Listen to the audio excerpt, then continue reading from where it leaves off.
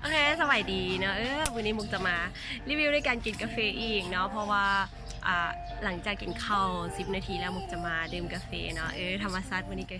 มุมเก่าเนาะสวยงามเนาะโอเควิธีกินก็ง่ายๆเนาะเตรียมน้ำร้อนมาเนาะเตรียมน้ำร้อนมาแล้วก็นี่กาแฟเขาเนาะเดี๋ยวเขาจะมาเบิ่งการกินกันเลย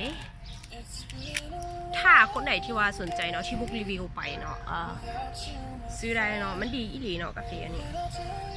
กาแฟสลิมเนาะท่านใดบอกว่าท่านทรายท่านยิงผู้เฒ่าผู้แก่เนี่ยก็สามารถดื่มได้เนาะกาแฟสลิมนะโอเคเนาะสามารถดื่มได้เนาะมันบ่มีน้ำตาลเนาะมันบ่มีน้ำตาลมันดีหลายเนาะดีอีหลีเนาะกาแฟนี้เนาะดื่มแล้วเฮ็ดให้ผิวใสเพราะว่ามันมีวิตามิน B1 B2 และ B6 B12 เนาะคือมุกว่าพันมาและมันจะมีวิตามินซีดีอีกเนาะไปช่วยให้ผิวเฮาเสาะใสเนาะผิวใสผิวมีออร่าถ้าดื่มตัวนี้แล้วหุ่นดีแล้วก็ยังเฮ็ดให้ผิวใสผิวมีออร่าขึ้นเนาะโอเคถ้าคนใดที่ว่าสนใจเนาะอินบ็อกซ์หาแม่ค้าได้เนาะหรือว่า